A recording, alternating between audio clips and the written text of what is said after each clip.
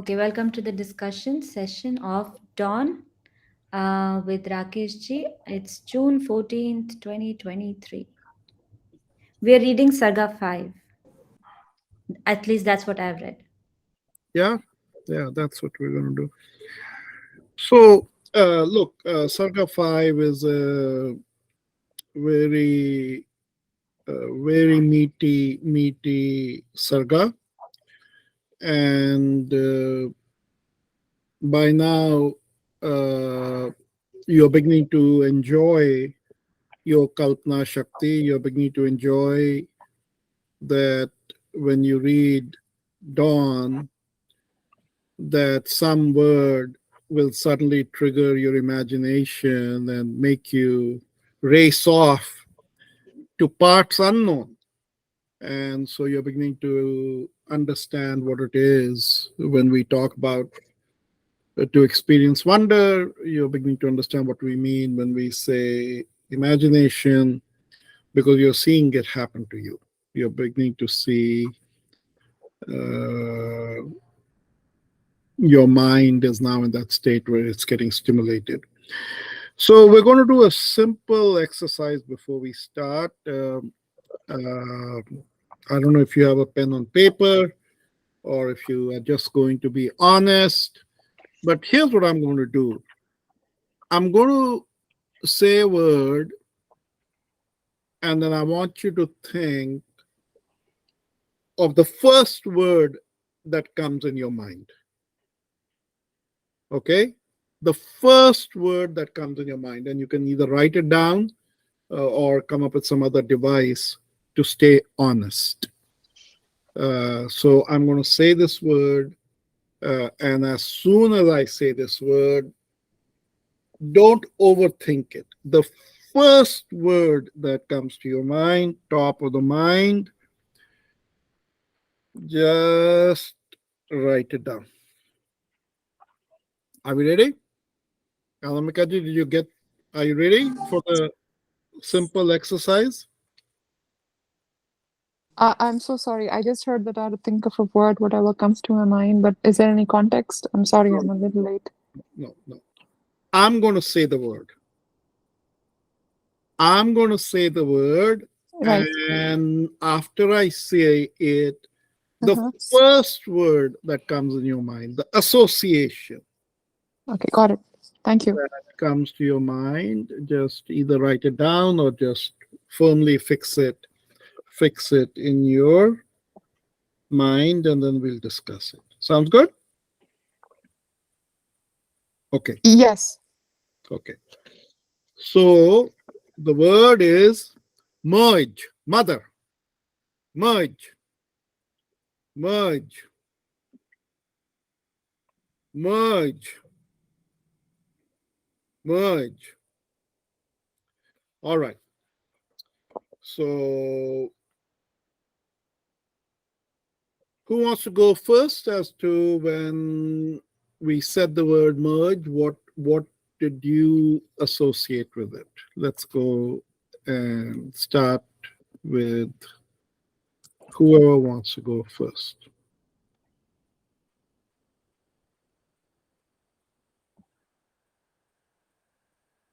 I can't take the suspense. I'll go. Yeah. Um, sacrifice. All right. All right. That's it. Oh, we had to write just one? Yeah, that's it for now. Okay. Okay. We'll come back to you. Let's go around in a circle.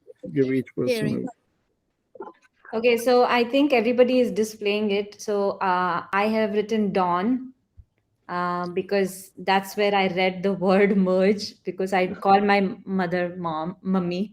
So it's a. Yeah. totally like a Dawn thing for me. Okay. And Shashwat is written Zoov because that's what his mother calls him, and his car plate is also called Zoov. ZUV. Yeah. Okay, just Shashwat, just hold on to that magic word zoo. Okay, hold on to it. Hold on to it. You're gonna have a treat waiting for you.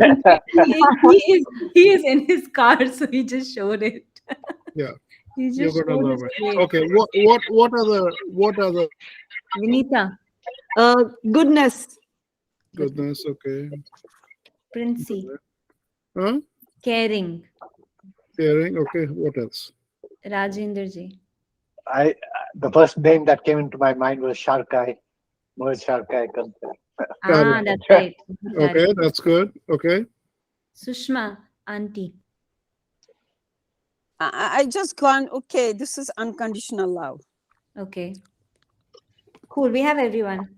What is your word, Rakesh ji? Unconditional love. Okay.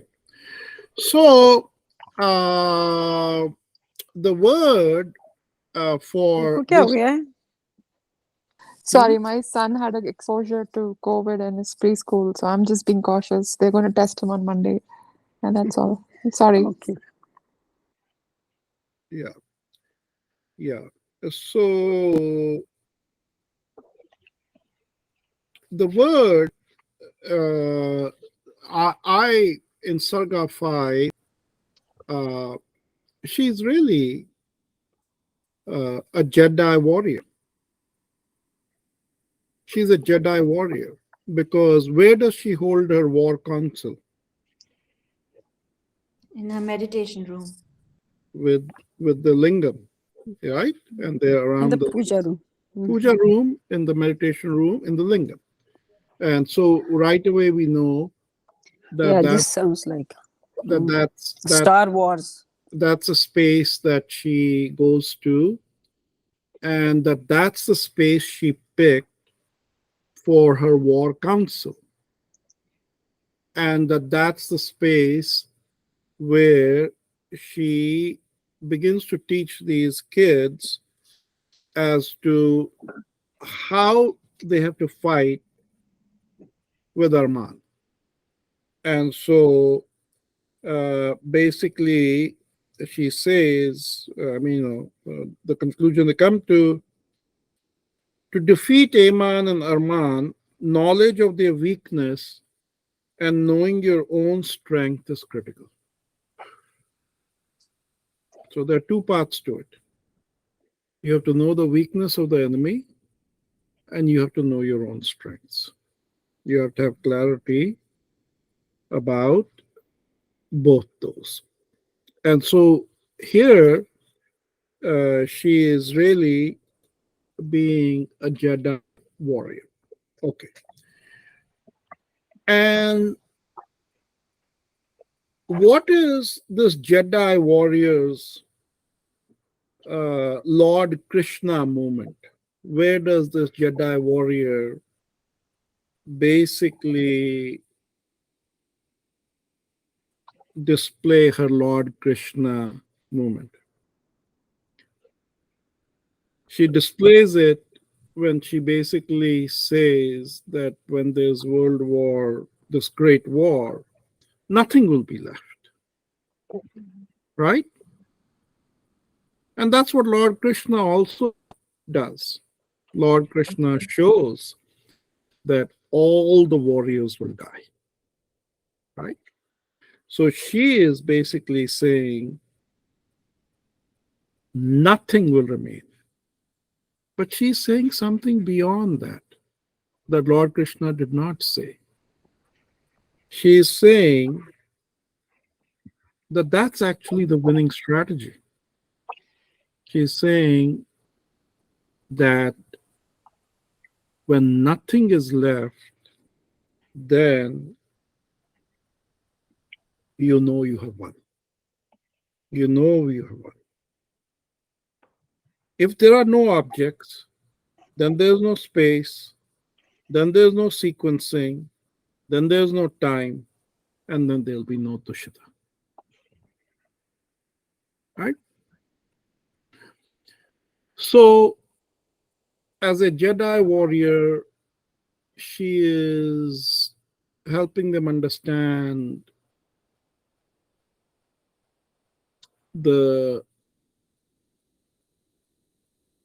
three worlds that this battle has to be fought in. Remember, three worlds. She hands the Tribhuja mace. Three worlds. What are the three worlds?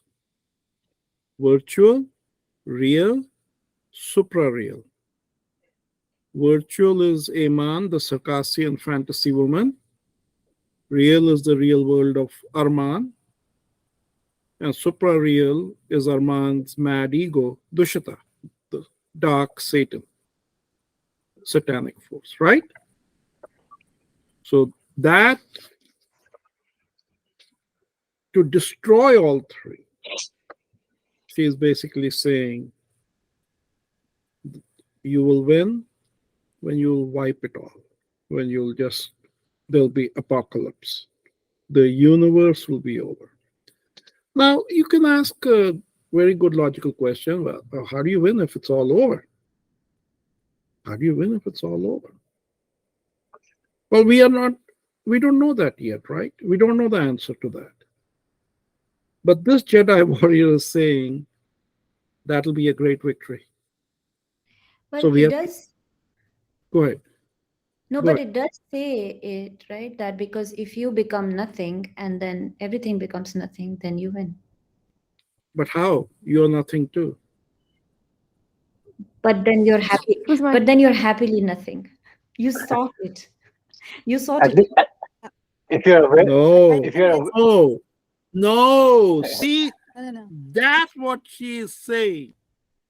You are not Illusion. nothing. But I think it's just when there is You are nothing. not nothing. The others are nothing. Yeah. What is the knowledge of your strength? What is No. your strength? Wait.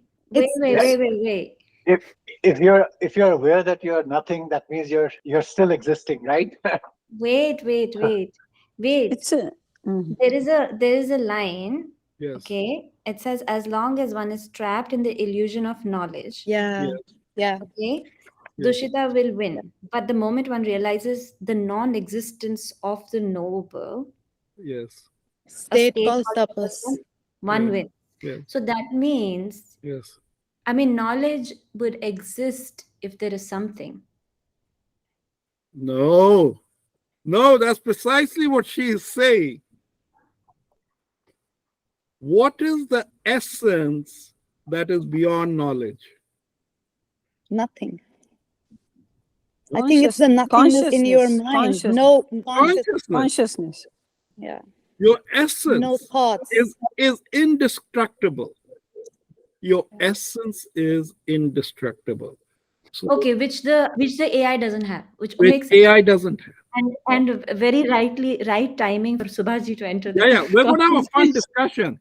I am going to throw some things out, but basically this chapter has It's to be wonderful. looked at that Merge is the Jedi warrior.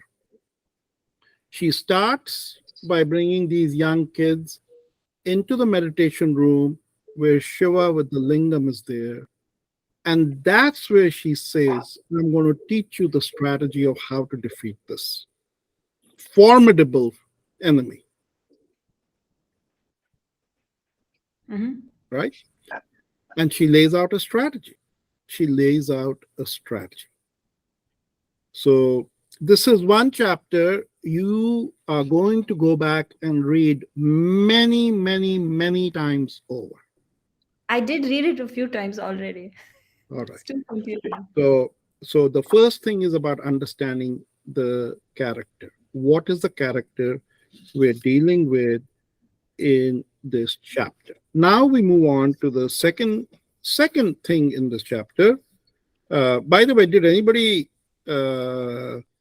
comment on the cave of Sirsha? Did anybody jump? Yeah, to? I had Tell us. I had a what you learned. question about it. No, I just have a question about Yeah, it tell us. because it is one of the things that struck me actually because no one has ever reached the summit of Mount Kailash, right? This Yes. is a fact. Yes. So I just have a question about this. Like, what is the significance of using the cave of? Is it Sirsha? Is that how you say it? How Yeah. high is it? Is it? I Okay. mean, So why has nobody been able to climb it? You know the answer now, right? apparently that's where Lord Shiva is, right? No, It's a lot of energy. that's the Puranic story. Yes. But what is the But see, metaphysical principle? there is a lot of radiation. There's a lot of energy there. Trisha, what is this? Sirsha? Sirsha. Sirsha. I think the How do you first three say? letters are silent, Three. right? Okay, so look, you guys should. I mean, there are just some amazing Yeah. stories about the Illuminati. You know, there are close to 3,000 caves in that area where different Illuminati have resided. This is the cave, the magical cave, that actually one end is in India and the other end is in China. It Wow. is a magical cave that opens from India to China.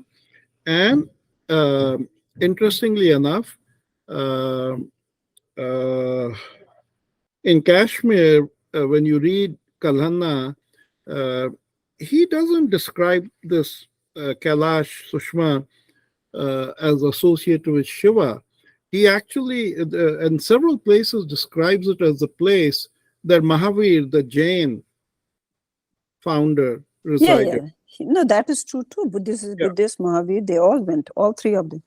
Yeah. No, I'm just saying that Kalhana, for some reason, only used that example. So anyway, Anamika, you should go read about all of the wonderful caves of Mount Kailash.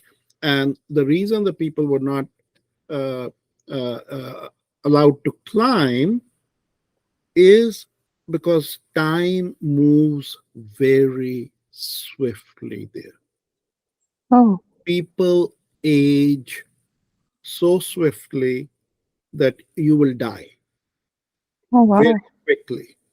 Now, who are the only people in Storyland that climb to the top of that Mount Kailash? Lord Shiva. No. Oh no, sorry. You mean okay. The name of The the only people who climb, Yeah, there was one. and so you have to ask yourself, Pushpadant. Hmm? No, Pushpadant. No. no, not- the He the only people, this is story time. The only people who climbed Mount Kailash and for whatever reason were not affected by time were the Pandavas. It was the Oh, yeah, staircase to heaven for them. that's right. And as they go, remember that only the dog and Yudhishthira goes up. Okay. So now the second striking thing about this chapter that we want to talk about, which is really, I did not make this stuff up. I didn't make this stuff up, but I did put it in the group. There is a Mahadev protocol. You can't make this stuff up. This is really, you can't make it up. There is The Mahadev. Mahadev protocol. It's named after the discoverer of it, an absolute genius by the name of Urmila Mahadev, who at the age of 27, I think she's probably the youngest professor in this field because she's a full professor at Caltech now. But at 27, she was wrestling with a very serious problem. And I'll simplify this in storyteller terms for you. In storyteller terms, right? Because storytellers take everything and convert it into a story. So here is the problem she was trying to solve. And now then I will tell you the story. The problem she was trying to solve is there's something called quantum computers, right? And we will, when I stop, I'm going to ask Subhaji to comment about it. There is something called quantum computers. And then there's something called classical computers. Classical computers are the ones that operate in the way we understand them to operate. The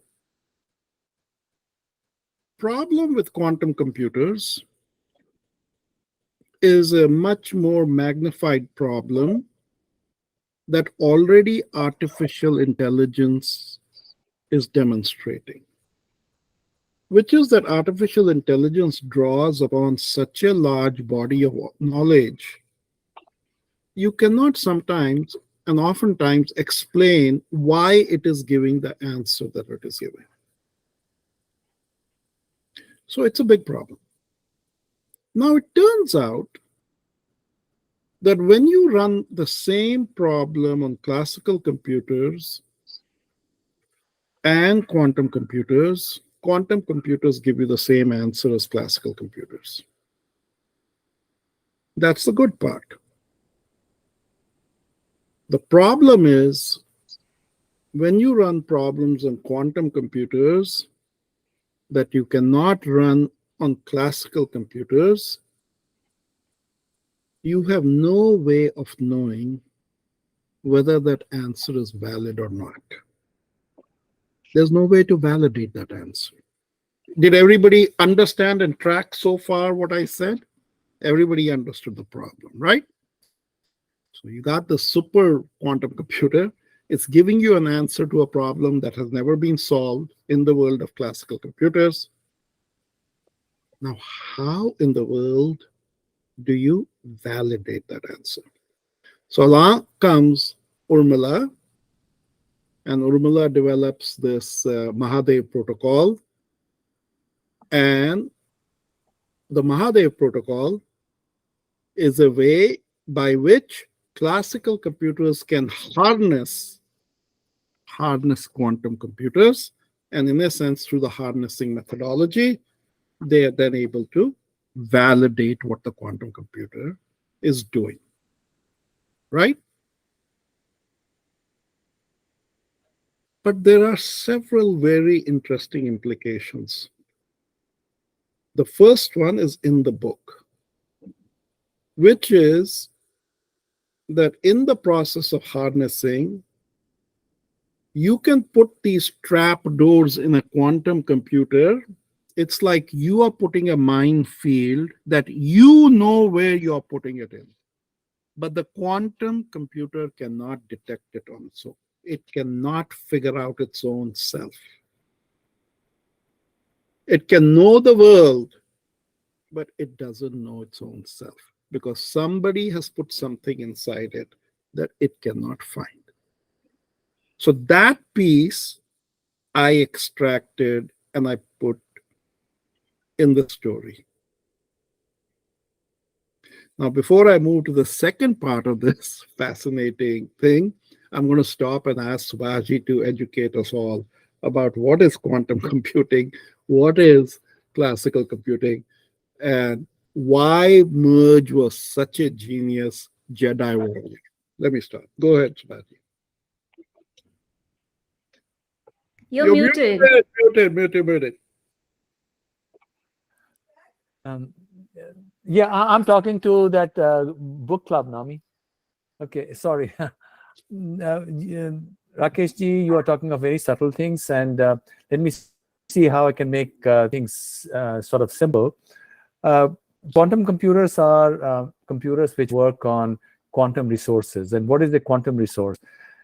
Fundamentally, a quantum resource is one where mutually exclusive objects, objects with mutually exclusive properties exist at the same time. See, like a 0 and 1 can exist at the same time, which is what a qubit is. Qubit is, let's say, a spin of a particle. It can be both up and down at the same time. And that's what that's one of the fundamental ideas of quantum theory. And this, the whole theory is based on this idea, which is also called superposition. And the creator of quantum mechanics was a Austrian Vedantin. His name was Erwin Schrödinger. And in his autobiography, he claims that the central idea of quantum mechanics came to him from the Upanishads. You know, this is very interesting intersections of the ancient and the modern. Now, as to whether quantum computers will ever be implemented, I'm very doubtful. I don't think they'll ever be implemented because there is a problem of error correction. You know, there's errors everywhere. You have classical computers, there are errors, but you can correct for those errors because in classical computers, you have, you know, a lot of atoms or molecules contribute to defining the state. and therefore there's a lot of margin of correction. You can have thresholds. You can't have those thresholds in quantum computers. So I'm personally extremely doubtful. They will never be implemented, but it's an interesting thing to try out fundamental ideas. And the other thing why quantum computers are generally a part of the discourse is the standard interpretation of quantum theory is that the observer and the observed are forever apart. So in other words, quantum theory is fully consistent with Vedanta, whether you are talking of Advaita Vedanta or Kashmir Shaivism, they're both Vedanta, where consciousness, Purush and Prakriti, or Param Shiva and Shakti are forever apart. Well, everything comes from Param Shiva, but in the embodied world, they are apart. So there are all of these very interesting threads that one can play with. Rakeshji, do you approve? Is this? Yeah. Look, to me, Amrita, I have to tell you, I actually read Subhashji's paper. It has just come out on the intersection between genes and e-dimensionality and maximum entropy. And so I'm telling you, we have to not wait. We have to not wait. Let's do it next week. Yeah. Then Well, Friday. yeah, we should do it next Friday. We should not wait. Are We should you not wait. available, Subhashji? Huh? Yeah. Sure. No, I'm going to be in town. I had said no to this week because I had a meeting in Delhi this week, which I was able to wriggle out of. I gave them an excuse, so I joined them at night last night at midnight. So I didn't have to go physically. Yes, next week I'll be here. Or even right now, if we are all here, so that's fine. Sure, of course, anytime, sooner the better. Why not? Tell me, Rakesh ji. You and Rakesh ji decide amongst yourself. We are next time. That thing needs one whole hour. We'll have a very stimulating discussion. I'm telling you. Homework also. I'm telling you. No homework required. But something very interesting. I have a email waiting for me on LinkedIn. There is this guy from TIFR and Stanford. He owns a company, drug discovery company in Bangalore. But before that, he worked in the Bay Area for many years. So he wrote me out of the blue. He says, Dr. Kak, this genetic code thing, can we use it in drug discovery? I don't know how to respond to him. So there could be some interesting startup possibilities here. We'll all get rich. Right. Why not? Sounds good to me. We are in for a treat. Now, one last, two other things in the chapter I want to highlight, and we'll open it up and get your reactions. And I want to just move to the last paragraph. And there, the mother says that Sri Krishna was the first Niti warrior. And then Dawn says, you are, Vidyadhari. I mean, Dawn comes from the Vidyadhari tradition. Her mother is a Vidyadhari. The Vidyadharis were a very fabled community. They had Siddhic powers. Certainly they were very knowledgeable, but they had Siddhic powers. So you'll find in India that there are many stories associated with the Vidyadharis. But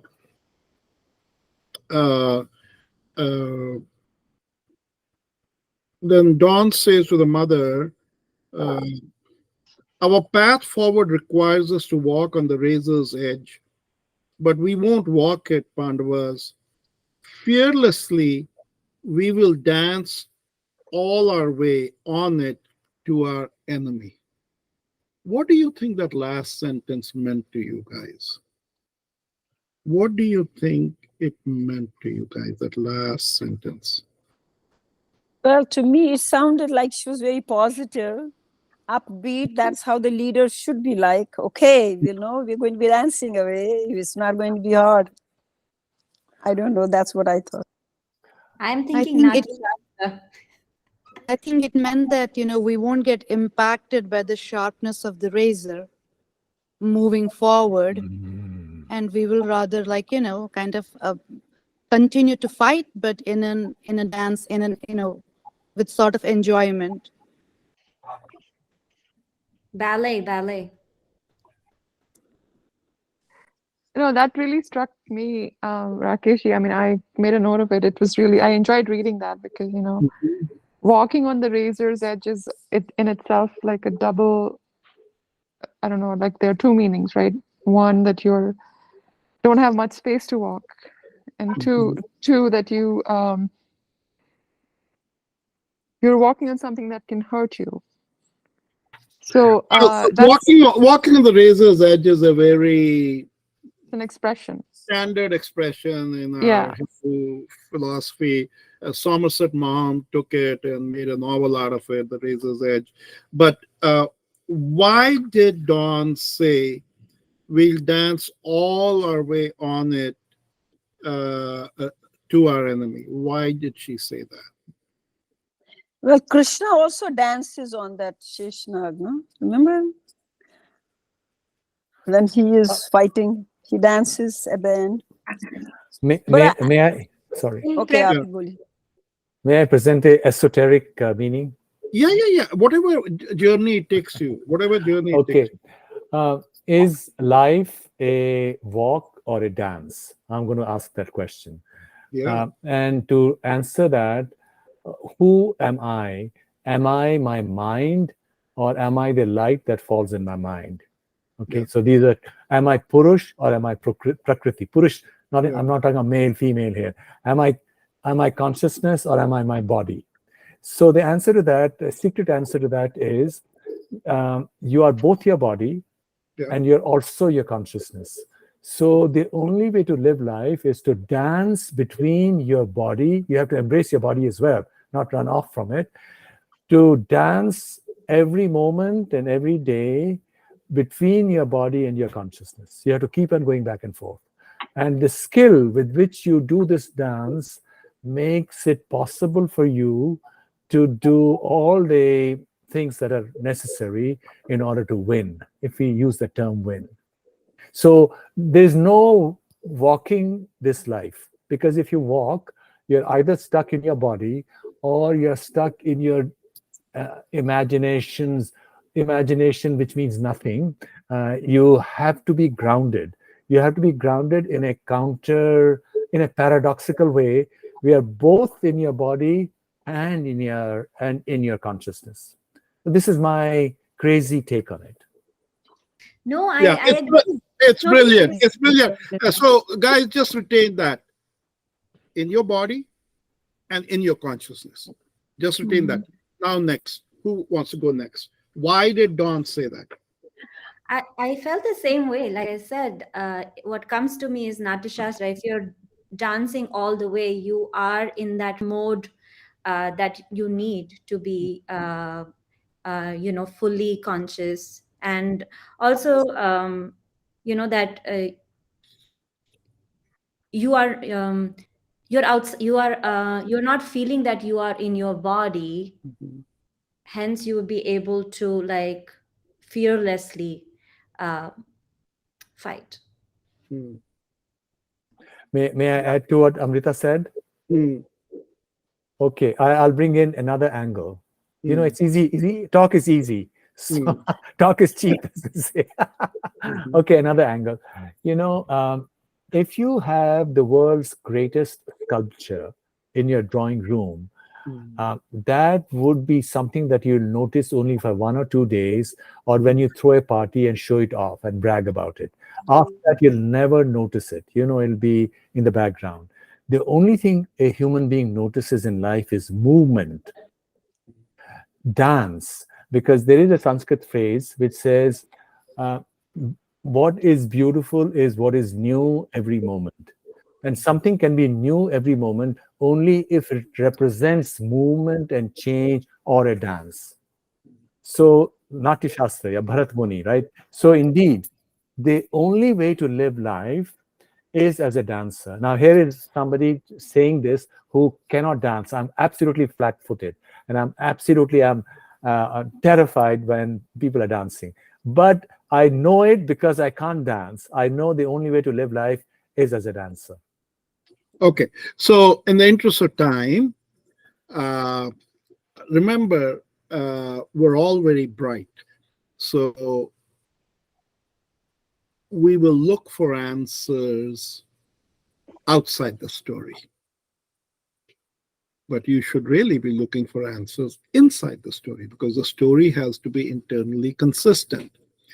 And so you have to go back and remember when was the first time that she was actually exposed to a dance?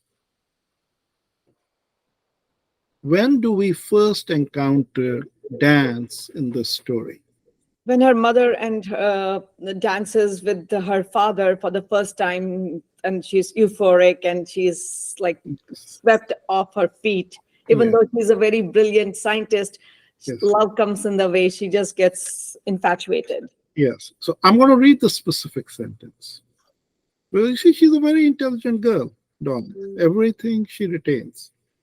The great New Year's Jalod Dhava party was set on the edge of Lake Kramasara and included its showstopper, the Moon Madness Dance. The what party? Wait, who was Jalod Bhava? A water demon from folklore. It was said to be very powerful but wicked and one who could torture people. Now she knows what happened to Jalod Bhava. That's why people are dancing, right? People are dancing because Jalod Bhava was a bad creature who was wiped out.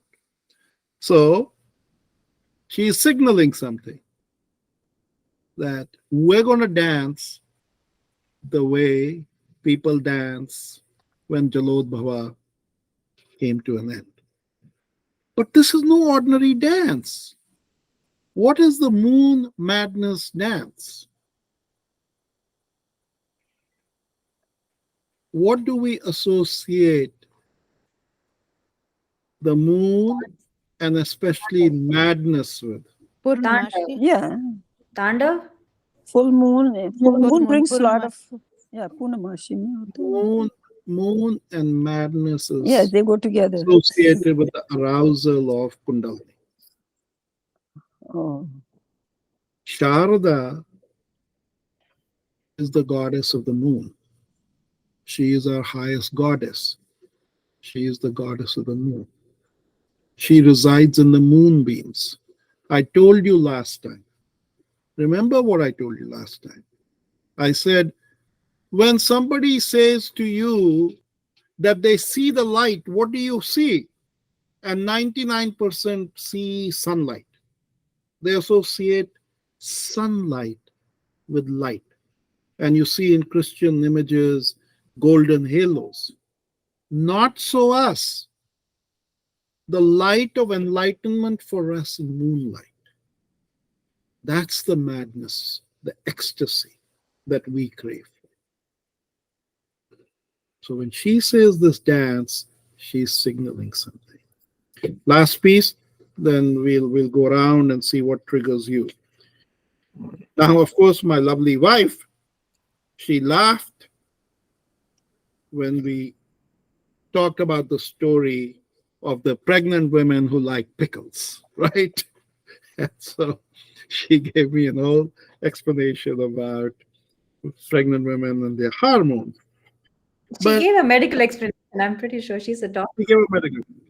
But you see, storytellers see magic. Storytellers see magic. And there is this beautiful story that we have in our heritage about the idea of a Duhada wish being the most powerful wish on earth. And that's why a pregnant woman has to always be treated royally because you're satisfying not one person, but two persons. And that second person is carrying the spark, the life breath of Shiva with them, right? Fair enough. You read that piece, right? The whole pickle story, right? Yeah, yeah. Yeah, you did. We did read, and after you are like finished with your thought, I have a question. I read it twice, but I didn't understand. Okay. And then the last piece, the story of, we're going to skip it. The story of Leela, what is real? The dream world is real, or this world is real? Are they both real? How do you define what is real or not real? Let's save that. At the end of this book, we'll pick a couple of big topics, and that'll be one of the topics that we will talk about. That's a very important story from the Yog Vashisht. So let me stop, and why don't we start with and go around the room, and why don't you start with you, Amrita? What struck you about this chapter? Anything that came to your mind? Any questions that? Oh yeah, what Yeah. came to my mind as usual, I'm like making correlations with what I have watched in movies. Suddenly, like there is Star Wars and Inception and one other Matrix. All three together came. Last time it was Mahabharat. Today, this time Mm. it was these three things that came to my mind. And the question I had, and I just couldn't understand, was that part where it says, where the ascetic submits, and he says, I submit my virtue that I have gained from my asceticism to you and request Sulochana, my bride, to be to pray for the desire of our unborn child. Yeah, he's not asking for himself, right? He's so smart. Yeah, but how did that break? I just didn't understand. How did that make sense? So what he says later on is that, like, she makes him understand, like, as a, so he says, as a life science person, you understand that the woman develops, and he talks about the food preferences, but he says that she, I don't know, her wish and that of the unborn child are now joined in this state. Yes. But then how does the female, through the, I don't know, it was very confusing to me that what how he got out of it. Like, he was an ascetic, but then he wished for, maybe I should just read this again. Read again. He's basically avoiding the conflict of interest and using the Because he's using it towards himself. child's wish as a proxy to grant the king his wish. Okay. That, Okay. that's all he's doing. He's avoiding conflict of interest and saying the child has the wish that the grandfather be happy. That's all. Okay. All right. Okay, cool. Yeah, otherwise it was just a mix of like a lot of sci-fi movies. So yeah. Yeah. Cool. Okay. Vinita, anything? Let's go around. Anything that struck you in this chapter 5? The yoginis. So I just went and read about the yoginis from different 64 and 8, and I just got involved in that whole section. But Yeah. that was incredible that these women set up a mind track for later generations to come and open it, like Dawn, to help us win the war. So that was, I think, I spent a lot of time on that. I mean, women are always thinking, right? I mean, when somebody's getting married and the mother says, "Oh yeah, I shopped this 20 years ago," right? Women are always thinking ahead, right? Always planning long term. So these yoginis who code, these are our descendants. They were fighting the dark forces, and so they put these traps in there, and that was part of the transmission that they were giving. They were giving these in secret information to their daughters, mother to daughter transmission. So now, is that Dawn is going to, it's going to awaken in Dawn? Like, is it going to be like something is going to trigger in her, or will these? Oh, I'm not giving away the story right now. No. I'm not giving it away. Spoiler alert. I'm not giving it away. Yeah. Okay. Who else was struck by anything in chapter 5? I was wondering if you could speak a bit more about Vidyadharis. Yeah, I don't think we see them much elsewhere, but we see them a lot in the stories. The Vidyadharis, there's a very beautiful story हाँ क्या in Somadeva's वो है ना वो राकेश का book का Katha Sarit Sagar. There is a very beautiful story about this king who wants to marry this Vidyadhari. So I would recommend you go read it. But they are a very mysterious group of people that were really looked up to. They were the knowledge keepers, the truth keepers, and they had magical powers and siddhis. So they were a group of people that were looked up very highly. But you see them, you run into them only in our ancient stories. Yeah. Thank you. And Merge is a Vidyadhari, and these Vidyadharis had a secret cave. And so Arman didn't know about it. That was part of their secret transmission. And that's how she escaped to that sanctuary, because that was part of their secret thing. Yeah, I like you. I mean, the fact that you used her name, Merge's name is Vidya. Yeah. So she's providing a lot of wisdom to all these Pandavas. Yes. And both in Kota Rani and in this novel, I have stated that the ancient Kashmiri Pandit clans, they all had their secret cave hideouts because life was so troubled. They all had a secret cave hideout in the mountains where they would run away if things were bad. So that's something that's again a lost knowledge. But you pick that up when you really go into the stories, you pick that up. And were these caves even before the Muslim invaders? This is Yeah. way back. Yeah. But Once we go, specifically in the time of Muslim invaders, Jonah Raja specifically mentions that they all ran to their caves. Yeah, go ahead. I'm saying once we go around once with everybody's thoughts, then I have another question. Okay, let's go around. Princey, any reaction, any thought? Yeah, I don't know. I just feel that at the end, maybe this will be the summary, like when they say that Dushita is a bad dream in our dream world, and which we think is reality, and we should just wake up from this nightmare. That was the one thing. And then the second thing, I read it a couple of times, just one sentence, that when they say that I will initiate a deep yoga training to train my body for battle, my mind for war, and heart for Maha. So to some extent, I was able to understand it, but it sounds there is a deeper meaning. So we are using battle and war.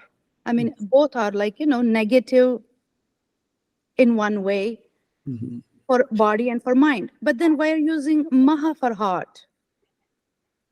So I was not able to kind of, maybe I didn't get it, but I was like, why are we using two and then Maha for heart? So that kind of hold on to that thought. Okay. I told you to hold on to three things today, right? Okay. The three things I told you to hold on to is Zuv for Shashwat, right? Subhasji's statement about dancing between the body and consciousness. And the third very, very astute pickup where she says, I'm going to put Shiva in my heart, in my head. Right? We typically don't put Shiva there. We put him here or elsewhere. Yeah. But here, so very astute, but hold on to it. Okay. Hold on to it. This is a very different warrior. Okay. He's a Very different warrior. Okay, Sushma, anything struck you in this chapter? Well, I think basically in this chapter is she is giving the counsel. She is telling, giving them like the action plan. Who's going to do what? They're dividing the roles. What is Taba planning to do? What is so and so? Everybody. What is Dawn's role? And also she's giving them the knowledge about Dushita and these Trayokas. She's giving them what are their weaknesses. Like there is a virus already planted, so you guys can easily win. So she gives them a positive thing. So don't worry, you will have a chance to win if you can reach to that. So so she gives them the action plan. Yeah. Plus, I think I was also struck by this. The Maha in the heart. Usually, you're right. The Maha is brave. We say Shiva is in the third eye, not in the heart. Is the Devi. So battle, train body for battle, and my mind for war. So war is different than the battle. Yeah. Yeah. Okay. So nobody picked up this sentence, What? Which Tan, the Tibetan, says. Yes, I agree that knowledge is expanding exponentially, but the brain too is evolving in areas beyond knowledge.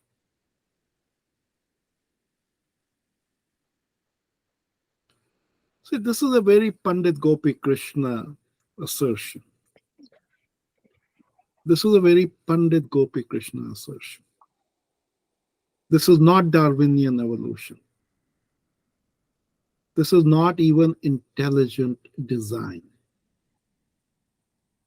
This is Shakti as the evolutionary force within us.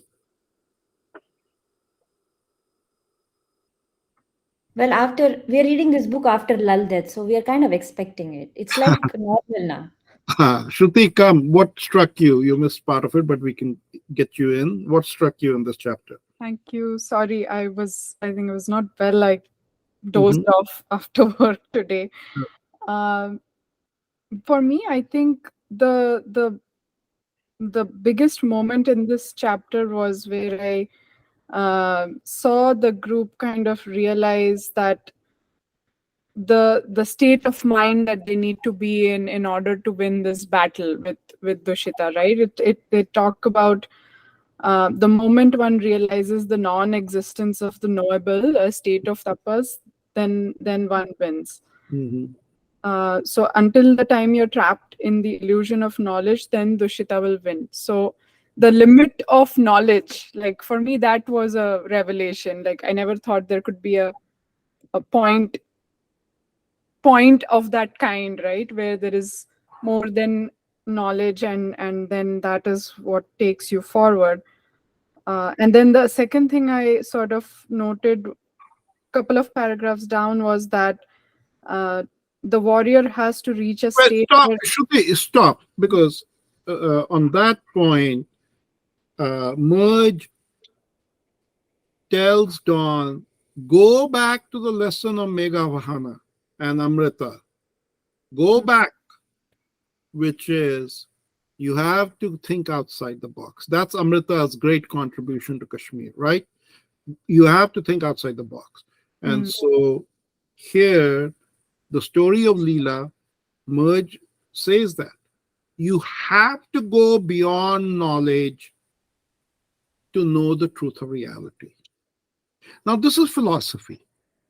But where in practical Lok Vyavhara day to day, where do we practice that?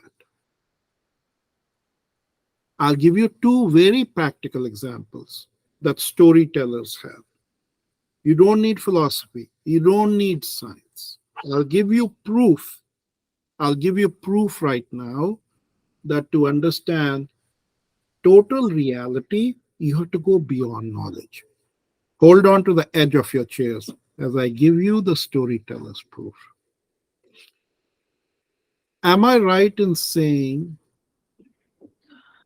that to truly understand somebody, even more important than what they say is what is left unsaid? Yes. Okay.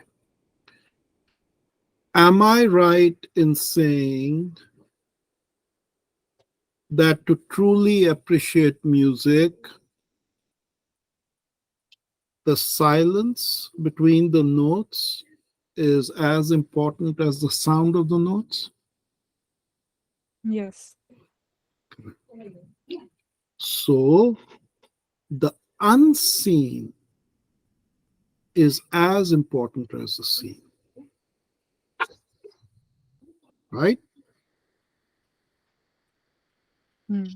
And that is basically what in the metaphysical world she's saying you have to go beyond knowledge for you to know the truth of anything and everything.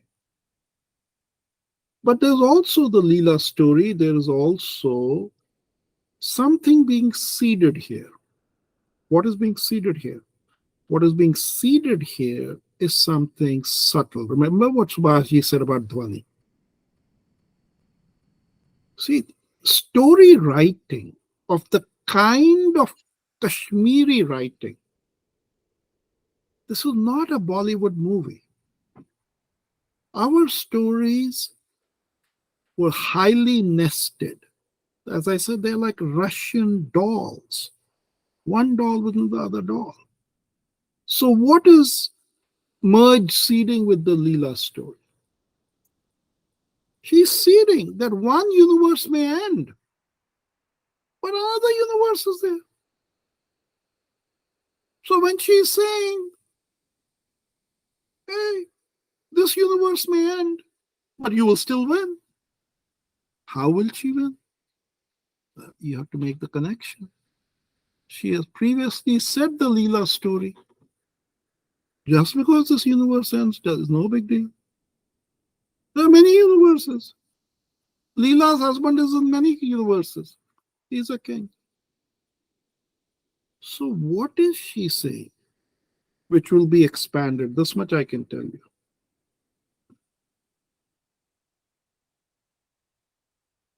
The world is not a world of certainties. The world is a world of possibilities. And as Subhashji said, the world of classical computing is a world of certainty. Thou art either zero or thou art one. Now, Subhaji said, but in the quantum mechanics world, everything is possible. 0, 1, both possible. That becomes a qubit, right? You guys heard it. You missed that, Shruti. Anyway, I just wanted to insist that you guys accept this notion of a state beyond knowledge, that it is real. Reality is not defined by sensory or physical or even the known. Beyond the known, beyond the sensory, beyond the physical, there can be a reality that has its own truths. Now continue, Shruti. Yeah. Thank you so much. So yes, I think it sort of ties in with what you've already explained, is that to win, the warrior has to reach a state where nothing exists to begin with, Yeah. and you can't and won't exist. So that's Yes. again before you knew what I am, right? Like what the Yes. sense of self is even. Yes. Now, in a practical matter, coming to our daily life now, let's turn this into a daily life. What is the hardest thing people have in life? The hardest thing people have is, unlike their computer, they cannot reboot themselves. If they receive an injury, emotional, or something happens, they can't reboot themselves. Human beings can't reboot themselves. And so what happens? whatever that pain is, bye Shashwat, till next time. Whatever that pain Bye-bye. is, whatever that pain is, what do human beings do? Meditation. That No, will help you to yeah. No, reboot yourself. yeah, that's very good. But before meditation, what do most people do? Depressed. Most people give rent-free space to that pain in their mind and their heart. Rent-free. They carry it. And they are in a state of bereavement. Some part of their heart, some part of their mind is in a state of bereavement. Now, what happens? You are in that little area of your heart and mind, you are in a state of war. It is very difficult to do what Merge is saying. That when you have that, you wipe it out. You just kill that part of you. You kill that part of you. Because the only way to kill that pain, that virus, that hurt, is to kill a part of you.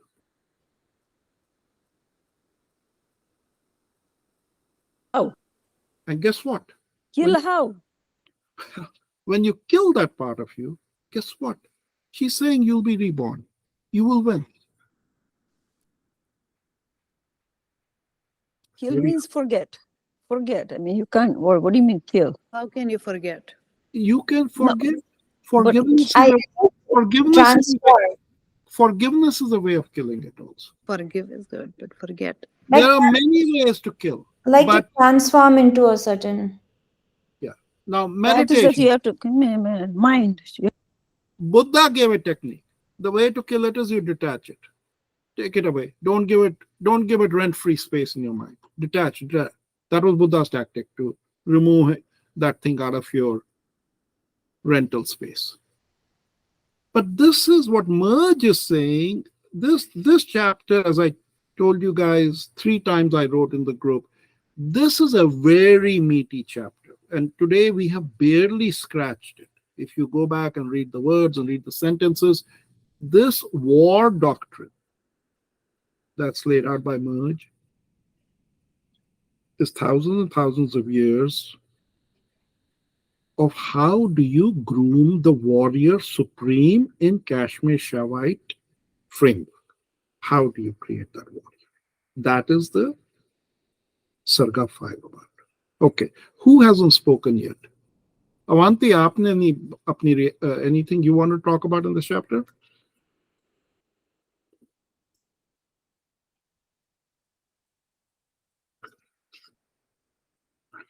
Avanti, anything in this chapter that struck you that you want Trying to to find an unmute button. Mhm. You might have to hover, and you'll be able to find it on the in the center somewhere. While she looks Oh, for that, you go next. You wanted to go next. Kritika.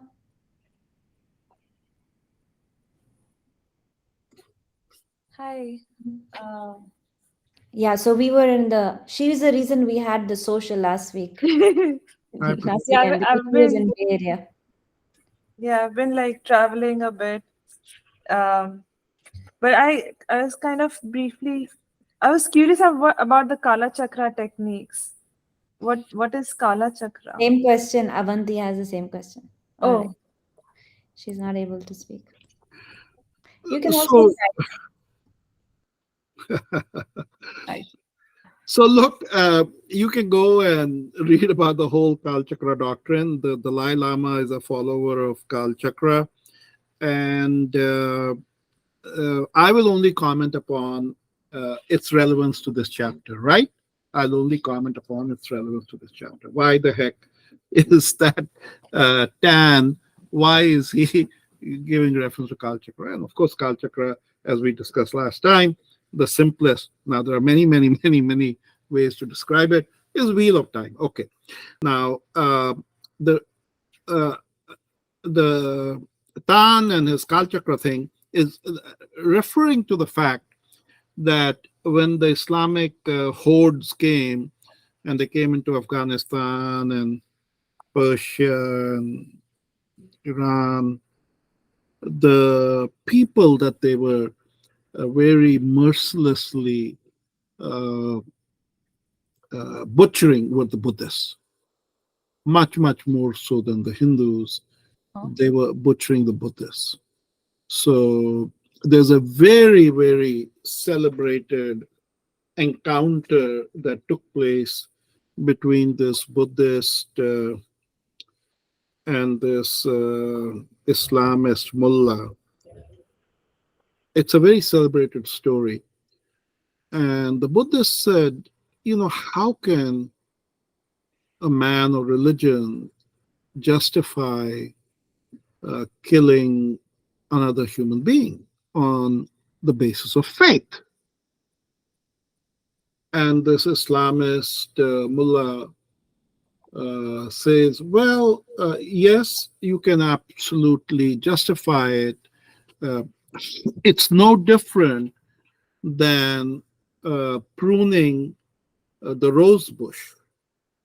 You prune the rose bush, and by doing that, the flowers that survive are bigger and stronger.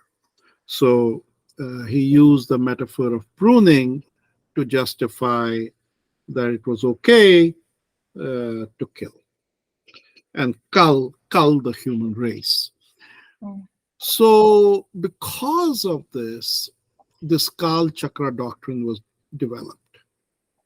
And in this Kal Chakra doctrine, the basic prediction was that this Chakravartin would emerge and he would lead the forces, dharmic forces, in a war to the end against Islam. So to some degree, Tan is basically saying that, look, I have been trained to fight evil, which have the same idea about subjugating, same idea of dogma, same idea of programming your mind, and I know how to face it.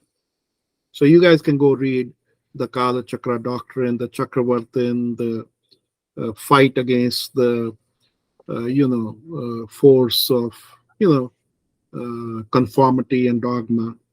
And so that's sort of the slight reference, that aspect of Kala Chakra as a battle to the end, where the forces of the Chakravartin eventually triumph. Yeah. So a little bit like fighting Thanos then. Yeah, kind of, yeah. So that's it. Yeah. Okay, so I think any last comments or? Yes, Rakesh, just on that point that Dan also says that he's not sure that there's anything such as Maha and anything beyond emptiness. Yeah, look, so that's a Buddhist. very Buddhism, right? Yeah. Okay. That is Buddhist, right? That is Buddhist. So Tan is Buddhist, though I think again, Subhash Kakji has actually, I think, published a paper that Buddha never actually took the position that there was no Atma, that that was all sort of subsequent stuff that his followers did. And I think, Subhashi, you've written a paper on that somewhere? You're muted. It's on Medium. You can read an essay called The Buddha and the Veda, if you just Google it. And it's from a very famous Buddhist sutra called Mahaparinirvana Sutra, which is it's a huge book and it's on the internet, which is valued very highly by Buddhists, which is the last days of Buddha's life. And when he's dying, I think he's eaten some bad pork, and the next day he's dying. So he calls all his followers, and they're crying. They're saying, "What's going to happen to us? You said there is nothing after life. what's going to happen to us. Then he tells them that I told you there's nothing after life because you were too attached to your customs or whatever.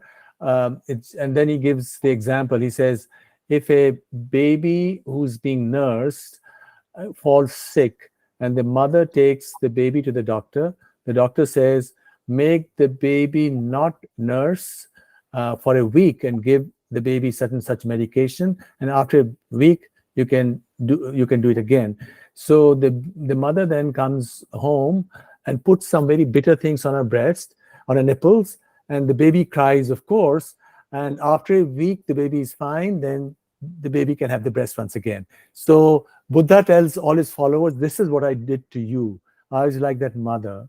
I told you can't have this milk, which is the milk which tells you that there is something after life, namely the idea of Atman. You can read this. And I quote from the Mahaparinirvana Sutra, which is considered very highly, but by the Buddhists from very early times, but academic Buddhists don't like it, so they sort of underplay it. So if you go to a university, you'll probably not hear about it, but it is out, it's there, and the actual followers of Buddhism consider it very highly. And not only that, Buddhism, as it's practiced in China and East Asia, takes a lot from Kumarajiv's translation of the Lotus Sutra, the Pundarika Sutra, the Lotus Sutra. And Kumarajiv, as you know, was a half Kashmiri. His mother was a princess from Kucha in Xinjiang. And he was the great scholar who translated the Sanskrit texts into Chinese. And his translations are still used. And basically what he did was he gave Buddhism a kind of a twist where nothingness, to the extent that there was nothingness in certain Buddhist sutras, he used nothingness in the same sense as in the Upanishads. You also have the Brahman, which is the reality, described as neti neti, or na iti, not this, not this. But not this doesn't mean there's nothing. Not this, or neti neti means that it transcends all reality. It's not of this reality. So you can Google it anytime. The Buddha and the Veda. It's on Medium. It's a beautiful paper, and I tell you, this just such a joy to read. Subhash he's the trailblazer. So read it, and with that, I think. One more question, Rakesh. Yeah, Sorry. yeah. I know this has to do with, I mean, all the references to Lord Krishna really struck me. So the first queen of Kashmir was appointed by Lord Krishna himself. Yeah. Of As the regent queen, yeah. After. And then it says of the original Pandavas' fame. And these Pandavas ruled Kashmir for 1,331 years. So we're referring to the first five. Right? The dynasty, yeah. The one of the family members came to Kashmir. I think the grandson or something came. Okay. And then his dynasty ruled. Yeah, that's all been laid out by Kalhana. Yeah. Okay. And Lord Krishna was the first Niti warrior. And he's God, right? So I don't know if you want to talk about that, but he's the first Niti warrior. That was something that I wasn't sure. Oh, okay. So remember, what is Niti? Niti is the wise conduct of life, right? Niti is the wise conduct of life. Going back to the very first class, what did the Kashmirians believe was your birthright? When you're born, the only birthright you have in the Kashmirian framework is to be all you can be, that you want to be.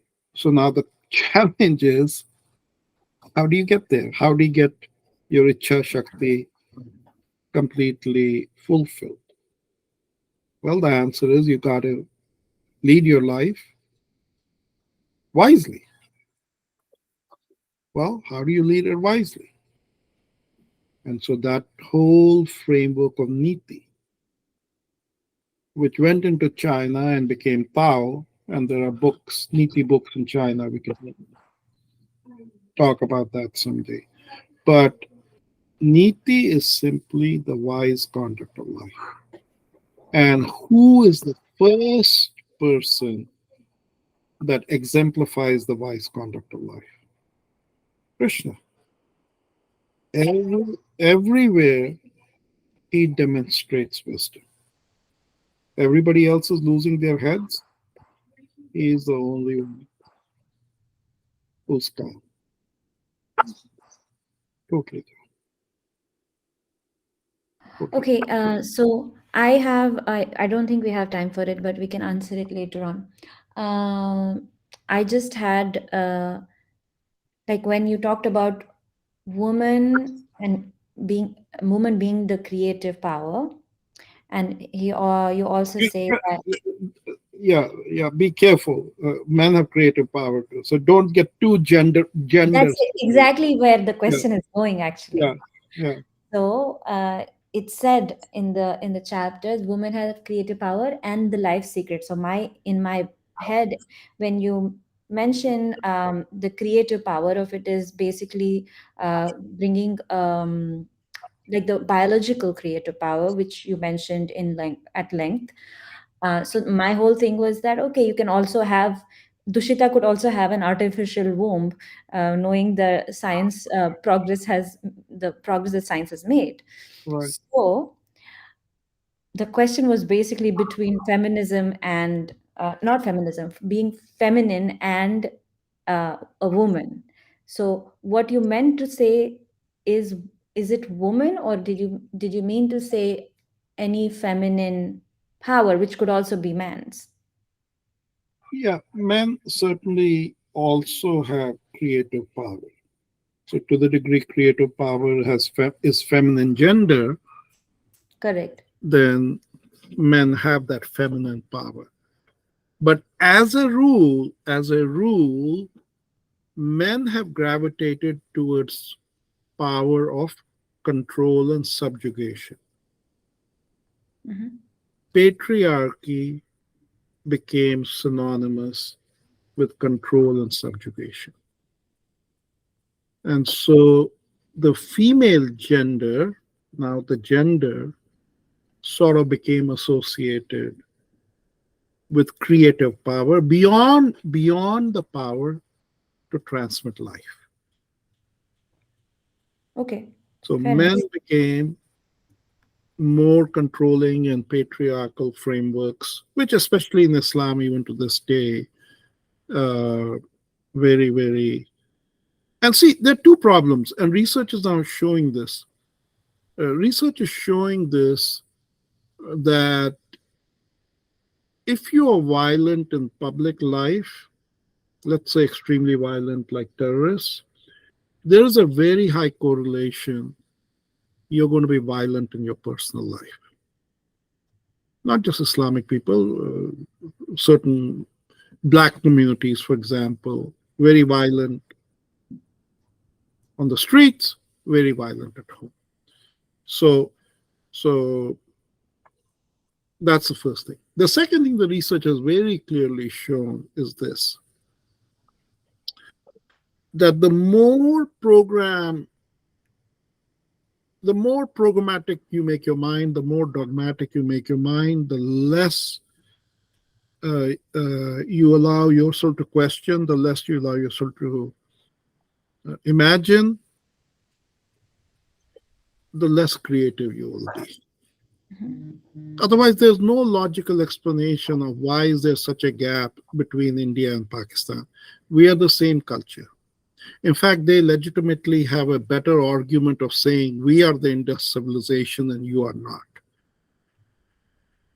We eat the same food, we have the same history. Everything about us is the same, except they got themselves in a framework which is very dogmatic. And so they collect in masjids. And where do you think we were collecting today? Where do you think we were collecting today? Do you know how many people went and collected to watch the takeoff of the moon mission? thousands. I've gone to that. I have gone and seen a takeoff. You know, when you see something like that, it's like you're touched by God. It's thunderous. It's not thunderous. It's just, your imagination takes over. You say, my God, this thing's going to the moon? Wow. Wow. And then you look around, and there are thousands and thousands of people. And you remember in Close Encounters, where all these people gather around that rock? It's a sort of it's a magical moment. So that's what's happening to us, because we have permitted ourselves to imagine, we have permitted ourselves to question, we have permitted ourselves. Anyway, moving on. As you will see in my chapter so far, after I make you climb one more level in the mountain yatra, then I give you a breather. And Sarga 6 is such a delightful chapter that even Sushma will love it. She will love it. It is just pure joy. It is pure joy. And it'll surprise you. It'll astonish you. Everything about Sarga 6 is true. It is true. So next week we are going to be listening from Subhashka, and subsequent week, yeah. and then subsequently we'll do the Sarga Yeah. 6 discussion the week following that. So Subhashji hopefully will be able to make next week, make it next week. So then we will be, so there's no homework for next week, basically. That's what I'm trying to say. You're muted. Thank you, everybody. It's always such a pleasure, such a delight to hear all of you guys. So in fact, I was out of town. As soon as I reached back home, I thought I have this great opportunity to see all your wonderful smiles and all the wonderful banter that goes on here. Thank you all. Maybe it's a time for picture now. Okay, smile. Picture. Okay. Speaking of smiles. All right. All right. Okay. All right, guys. Okay, good night. You're going to get goosebumps next week. Oh no, come on. Come on, that Rakesh. paper. Great. That paper. I'm already looking forward to it. Take care, guys. Okay, all righty. Have a good Bye. night. Have a nice weekend. Bye. Bye. Good night. Bye. Right.